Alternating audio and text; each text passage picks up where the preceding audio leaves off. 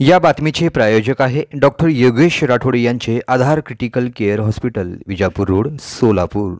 सोलापूर शहरातून मनाला सुन्न करणारी घटना समोर येत आहे। कर्णिक नगर येथील एका घरामध्ये एका युवकाने व युवतीने गळफास घेऊन आत्महत्या केल्याची धक्कादायक घटना समोर आली आहे। रोहित भीमू ठणकेदार, वय वर्ष 23, राहणार शांतीनगर, मड्डी वस्ती, सोलापूर। हा युवक शहरातील कर्णिक नगर येथील एका घराच्या पहिल्या मजल्यावर हॉलमध्ये छताला असलेल्या लोखंडी हुकला ओढणीच्या साह्याने गळफास घेतलेल्या अवस्थेत मिळून आलाय।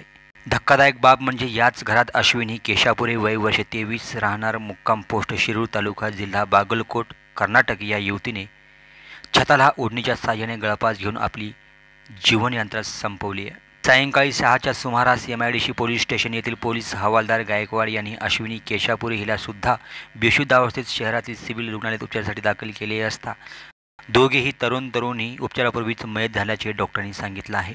आत्महत्येचे कारण अद्याप समजले नसून पोलीस याची कसून चौकशी करत आहेत।